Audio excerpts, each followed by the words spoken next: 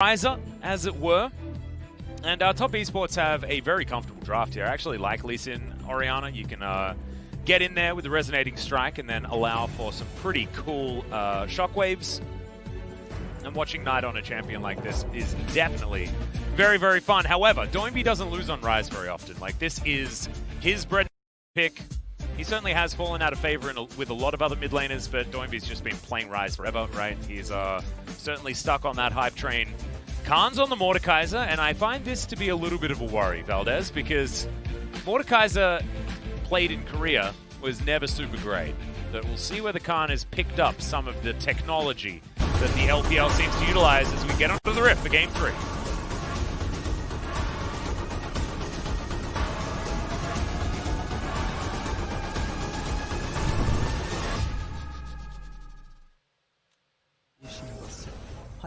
All right, here we go. Game number 3 is upon us. Ryze versus Orianna. I feel like we've gone back in time, fellas. It's been a while, except now there's a new champion. What the heck is this cat in a book? Yeah. Is that Morellonomicon, the champion? It is. His name is Morello, the cat. How's Charlie doing, by the way? She's fine. Charlie's having fun. She's becoming more of a cat. She likes standing next to windows and looking at the birds now. Oh, yes. That's her new favorite activity. Perfect cats. My cats do that all the time. She's learning how to be a cat. You know, her instincts are kicking in finally now that she's growing up a little bit. Perfect. Well, Khan going to go back home, catch a bit of health, and follow this minion wave towards the top lane. After that, a little bit of biffo that him and 369 did just have. 369 a little bit luckier. It's going to just sit back and regen that health. And he should be back to full by the time Khan makes it to lane. However, bottom side of the map, Ezreal Yuumi. This is sort of the first iteration of the Yuumi lane when Yuumi was released. And we saw it not have too much success in the LCK, but I think as time's gone on, and as Yuumi has been, you know, nerfed and changed and things like that, Ezreal Yuumi has become better and better. As now Jackie Love and Yu Yanta are going to show us exactly what they're going to be capable of with this particular duo. Khan doing okay so far, as you can see.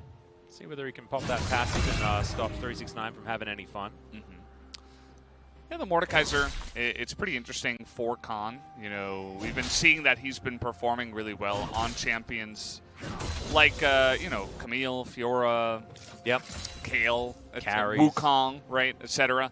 These kind of carries that can win their lane pretty hard, but Mordekaiser isn't necessarily that one, as you were pointing out, but I feel like it's not so bad because of the double melee on the top side. You can pretty much handle any kind of ganks that happen after level 6. And then, of course, something we were talking about yesterday, handling a Yuumi in a team fight, where you can just, if she's ever at a position and not on top of someone with the you and I, or the you and me, right? Yep, you and me. Then you can just, you know, end her life, basically, right away. So it's not bad, but I wonder how it fits for Khan. You know, is he really going to be able to express himself as a hard carry in this game on a champion like that? Has he become an LPL Mordekaiser as opposed to an LCK Mordekaiser? That is something that we're going to learn. And Renekton is not the easiest of opponents, especially in the laning phase in a straight-up 1v1. In the early game, Renekton is one of the best champions possible to be playing in that instance. As you can see, Khan falling a little bit further behind. I think it's a little bit of mechanical error as far as last hitting these creeps. As he does manage to get himself his passive available. And we'll start bopping onto 369. The wave picking up does have a little bit of added pressure. Casa now clearing out that Rift Scuttler. See where he heads. Of course, Renekton Lee Sin, pretty good ganking combo. And Doinby has lost all of his mana here in this mid lane. And Knight is also running on pretty close to empty as well. Is Doinby going to go back home, see whether he's got enough to complete his tier, and he will as he starts off with the Sapphire Crystal. There's the stun. There's 369. Going to be traded back with here by Khan. Gets a whole bunch of his health back. Nice use of his Iron Man. No mana up here in the top lane. It's kind of interesting. Don't see that all the time. Both mid laners do TP back into the lane. It was pushing towards Knight, but because Doinby had TP, it's not like he can freeze or anything like that. So Doinby comes back, immediately pushes the wave, and will look to begin stacking that tier. looks like these teams have slowed down a little bit. I feel like, you remember game 1, we had like 4 kills in 4 minutes. Yeah. And then game 2, we had a couple of kills up on the top side after, you know, about 4 or 5 minutes. But this time around, slowing down a little bit. But there's the hook and the play. Arcane Shift, pretty good though. So Jackie Love is going to be absolutely fine and has basically full health. And the Doinby not going to be so lucky. It's a great Rune Prison. And that's going to make sure that Doinby is going to be safe and uses Phase Rush to get himself away without using the flash. So nicely done, but Caster and Knight not going to invest any flashes or anything like that. It's just going to get it back out of Doinby. And actually a great lane state here for Knight as well, so he might be able to utilize this to get himself a good lead over Doinby. Tian going to pick up all of this farm, but the Ryze probably would prefer it, as Tian unfortunately misses that CS, but gets the rest of them. I was kind of curious as to why he felt he really needed to back. I mean, he still has his flash. I think, you know, he was low on health, obviously, but I think he could have just farmed under turret. But I suppose he just really wanted those boots and wanted to make sure that he would be safe in the future. Yep. I think he had boots already, actually. Oh, really? I think he just went back and refillable. Got a control ward.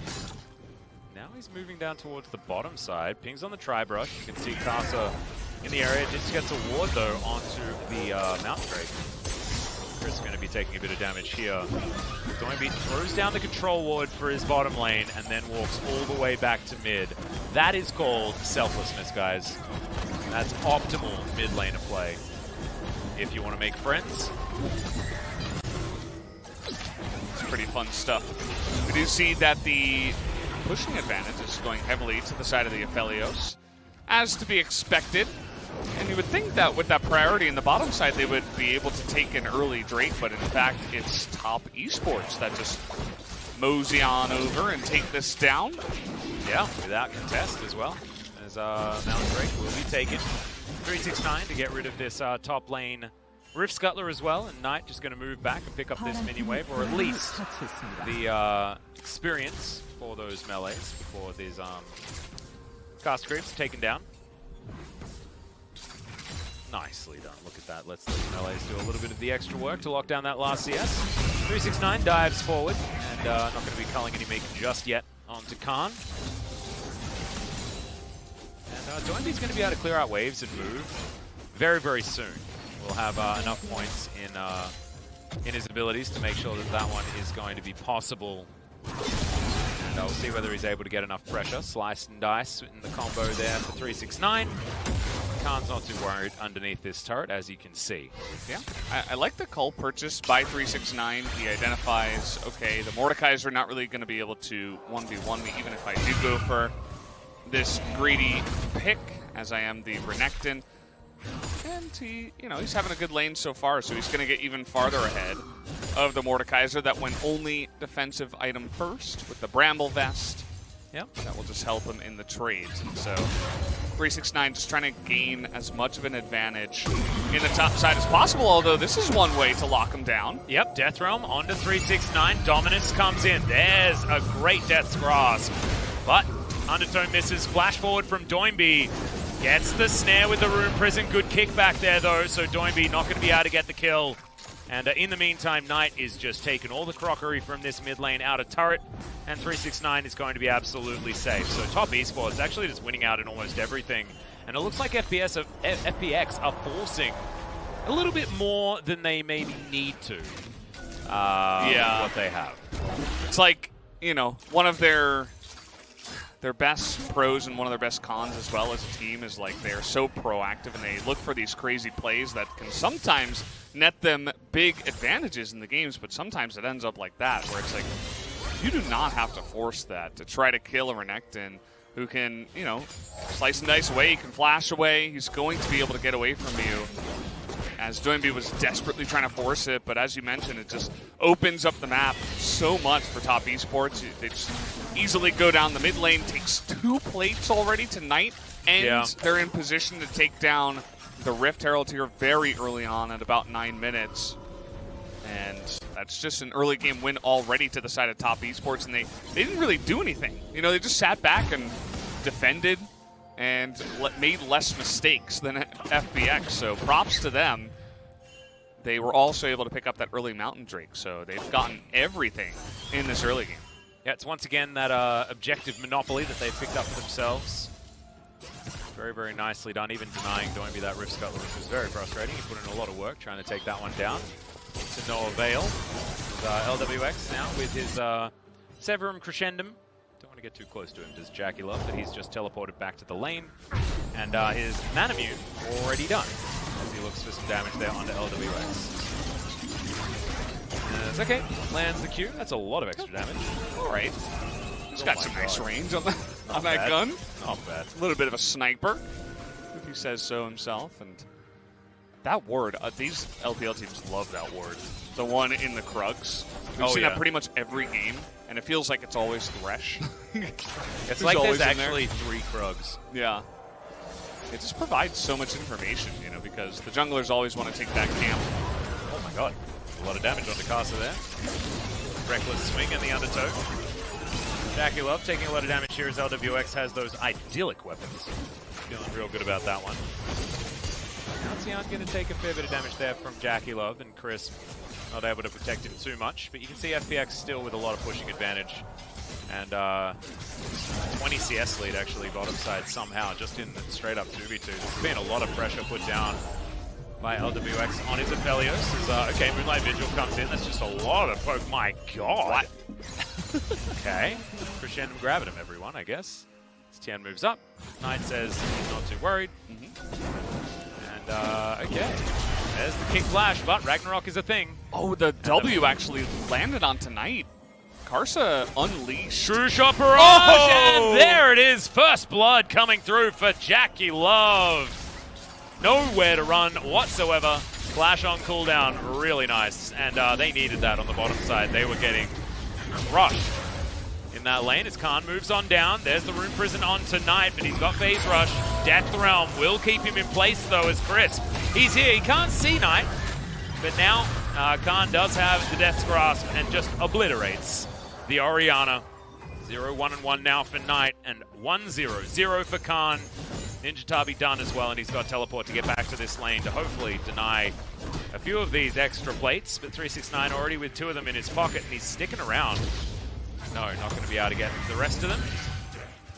Now it looks like Khan is going to be building some real items as the Kindle Gem comes in.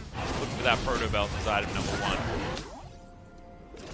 Yeah, FPX able to pick up the Cloud Drake as the follow-up there, but okay. All right, hook onto the Yuumi. Oh no, she needs to you and me back, but the play says no.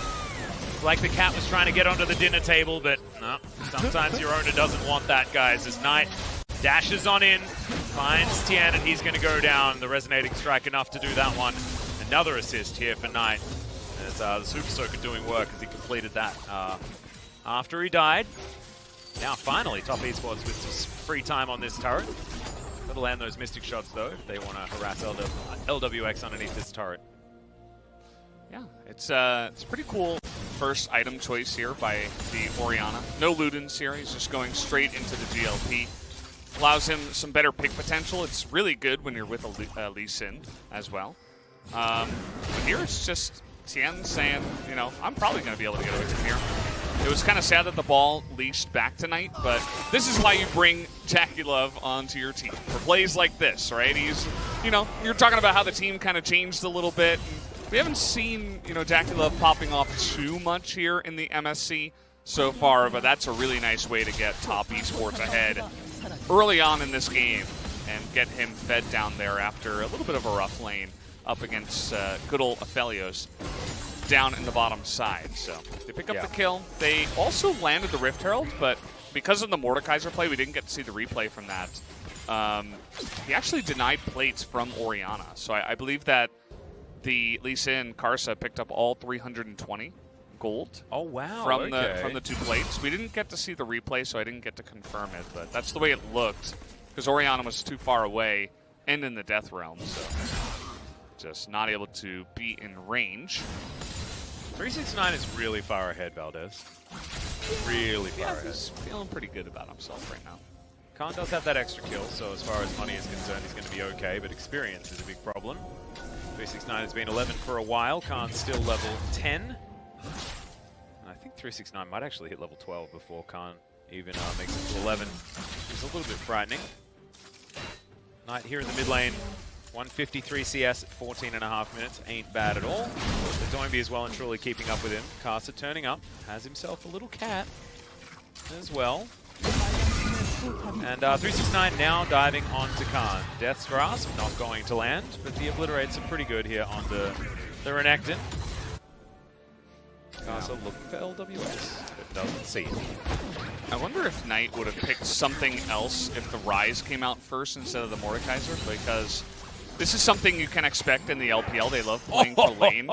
That hook was great. Yeah, they also had the ward there to help spot it, and the second they look... Okay, last chapter comes in onto Chris. They do get the snare. Dissonance does a lot of damage, and Super Soaker will slow down the Thresh. Knight holding on to his Shockwave as well, and he might be able to use it on 3. Gets them all! Or would have, but the Olaf was already dead. Doinby now with his Seraph Shield does absolutely nothing, and Top Esports, they're back into this series now.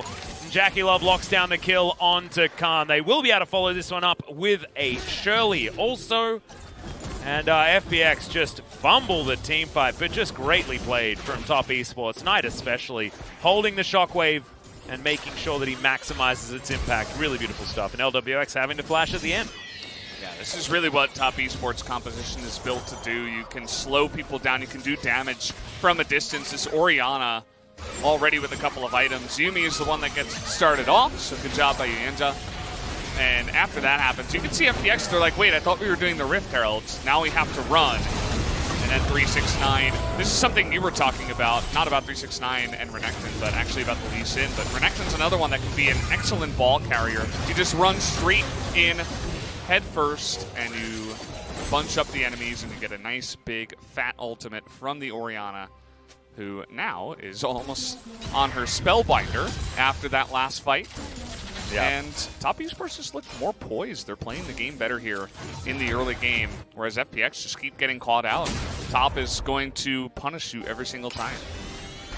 Well, Prowling Projectile searching for the Thresh. Not going to do so as Doinby looking for 369. Finds him.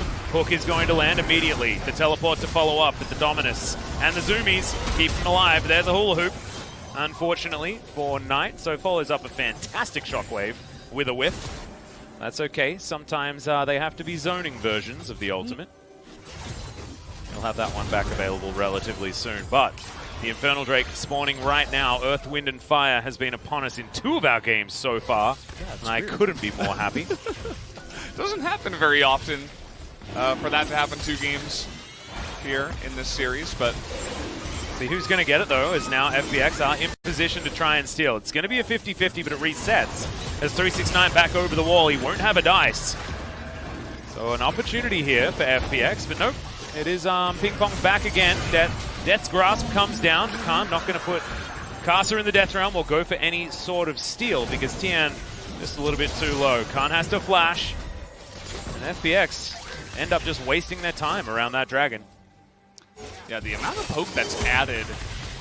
True Shot Barrage, Tian not going to fall for that one again. Yeah, there's just so much action. I feel like I'm always like... Go ahead, Atlas. Go ahead. There's so much to talk about. There's only action in this game. Maybe you should just start play-by-playing as well. We're just both play-by-play. Yeah. No analysis. Just, you know. The Valdanalist is going to have to take a back seat. We'll both sit in this seat. What's happening in the game, only the action. Yep. But the GLP, I really like that item choice from Knight. I think it's really smart. It adds so much catch potential and poke. Yeah. You know, because it's not only about, you know, what, it does a little bit of damage, but it slows everybody down and allows your Q to land. It allows Lee Sin's Q to land, Ezreal's Q to land, Yuumi. It's like this, you know, this exponential growth that you get within the team just by adding one item that slows, you know, multiple members. Where if he went for Ludens, he would have a little bit of extra burst damage, but I feel like the GLP is the right item for his team comp. So really got to hand it to him for picking that up, especially when you've got a fed Lee Sin, where it's like, it allows him to get in range and have much better kill potential, right? Because a Lee Sin, if you land a Q and the guy's at a position without flash, you could probably just combo him to death. Oh yeah, straight up. Just by having one extra catch ability added to your team. So big fan of that item purchase. Yep, triple slows actually. Iceborne Gauntlet coming out of Jackie Love and the Prowling Projectile means that Top Esports should certainly be able to confirm catches very, very comfortably with how well they can slow down their opponents. Khan with the shield, just going to tank up this turret, and they do take that one down as FPX do at least get themselves a objective on this map. But Top, they're pushing into this inner turret, and FPX are out of position. LWX has those guns again, so you're going to have to be a little bit careful, Top Esports, but he doesn't quite have the items that he wants. As Carter and Knight get to work on the inner turret in the top lane, and this will be their fourth of the game. Great hook that lands, but there's the final chapter. Arcane shift from Jackie Love, True Shot Barrage flashed, and there is the Aphelios damage. That's a lot of it, as Doinby is in trouble. Seraph Shield comes in, and Cullen the Meek right there. No Realm Warps for you, my friend, and that is just the 1v1 overstay on Doinby's behalf. Has a tendency to do this sometimes. Certainly not when you wanted it to happen. 8-3 the kill score, 5,000 gold the lead, and Baron has been started. It's funny how great of a champion Renekton looks like when it's two LPL teams facing head-to-head, because there's people getting out of position over and over and over again. The Renekton's just lapping it up. He loves it. As at the same time they found the kill onto the Olaf somehow. We're going to have to take a look at that replay, and they're just going to take the Baron here. Looks like it. LWX is going to get flashed on. A good exhaust comes through, but it's not going to be enough. This Crocodile is never tired. Is Khan looking to try and put someone in the death realm. He might be able to get Caster in there as Doinby. He's turned up. Caster in trouble, but Khan taking so much damage. Caster is near the Baron, and the 1v1 is completed by the Lee Sin Baron. Not even able to finish him off as Doinby. He has to run away. Tail between his legs, and no one has died on top side. Man. This Mordekaiser, he was almost able to carry that one, especially with Tian and Doinby back. He had a potential to win that one if he took away Karsa, but it wasn't meant to be. Jackie Love, True Shot Barrage, point blank. There's another hula hoop in celebration of Jackie Love, but that would have hit the Olaf if he was alive. But unfortunately, Jackie Love's just too strong right now, and that is the Baron. And Top Esports, man, they feel like they are so decisive when they get a lead. And also when the enemy mid laner is inting in the bottom lane. Certainly helps. Nice blind hook here by Chris. We saw him rounding the bends. Knew that he would want to come back. He flashes, and he allows LWX to pick up 450 gold for shutting down the Ezreal. But then, Olaf comes in. Tan is like, hey, take me. By the way, Thresh died again. Yeah, he did. The pick potential of this composition is really showing itself here, as now Top Esports are 9,000 gold ahead at 22 minutes into this game. Somehow, just all of a sudden. Yep, boom, 9,000 gold. And it's 9 seconds, and they will have a Infernal Drake to pick up. There is no control of this map whatsoever for FPX. It's 369, Dominus already. And Doinby going to call for his team to teleport in. That's going to guarantee the Infernal Drake as Realm Warp to go underneath this turret. Remember, there's a death dance on this Renekton as Doinby's just going to die. They can't even 3v1 underneath the turret as Jackie Love teleports in to make sure that they can just kill Khan. But Death Realm is going to at least buy a little bit of time. Not enough, as the rest of Top Esports looking to just destroy everyone elsewhere on the map. And Carter says, I've got this one, guys, as he solos out the Infernal Drake. Guys, this game's over, like super mega over. Ginormous amounts of over. Yeah, it's the most over game we've had in a while here. And I feel like 369 is kind of just flexing all over FPX. He didn't have the most flashy first couple of games, but I saw even the LPL casters, a couple of the other analysts on Twitter talking about how good of a player 369 is. And he's beginning to show it here finally in game number 3 on this Renekton. It's a new feel for me as an LCK commentator, because we've seen so many Renektons fail in the LCK, but that is not the case for 369. He dominates the lane, and he turns it into so much more, as every single time anyone steps out of line, any mistake is made, he will shut you down, even like this. Yeah, and just walks at Doinby. I mean, there's no reason why Doinby should be pushed up this far, but I guess Tian was there, but why go for this dive? Like, in any universe, is this ever a good idea? So tanky. Like, yeah, I don't know, man. There are choices, and there are choices, and that's not a choice I want to make. Personally, but sometimes, Whatever you said, yes. Well, Jackie Love has been found by Khan. He does have the death round, but he has to take land to get himself to relative safety. Shot barrage says no. There he is. He's getting back a bit of his health, but he's still relegated to the down for now to charge it all back up again. Experience, 369 and 9, the only two at level 16. The next time is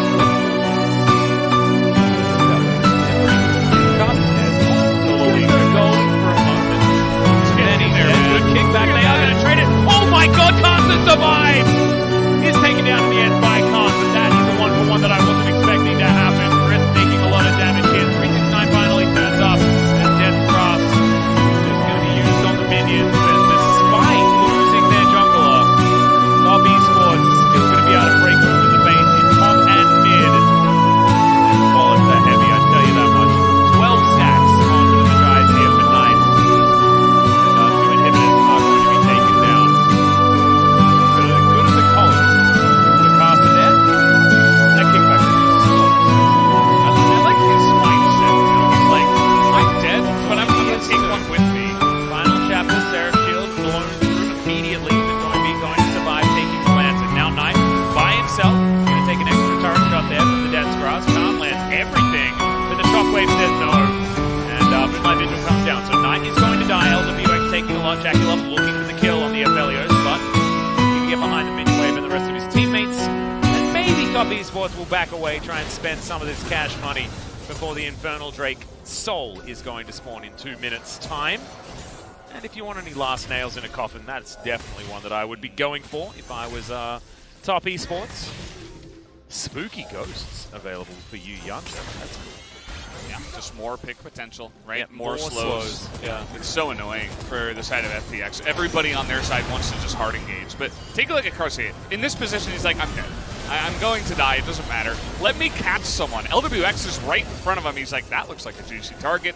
He didn't die, the mechanics are insane. He didn't die either, which just adds nuts, man, to the craziness because he forces Khan to flash to pick up the kill, which is just not what you want at that point in time. You want him to have flash available for getting on top of a Yumi or Orianna, like he did later. Yep. And stuff like that. Like, remember as well, like, Kosser's a 2015 World Championship semifinalist. Like, he's been playing this game for so damn long. He's been around. He certainly has. I think he's a little bit of a LoL boomer, if we could say so. Straight up. But, like, that was probably one of the, like, you couldn't have executed that play any better on the Lee Sin. So just showing, there's a shout out to the boomers, guys. Oh, yeah. You can be old, but you otherwise can known still as veterans. But veterans. I like calling them boomers instead.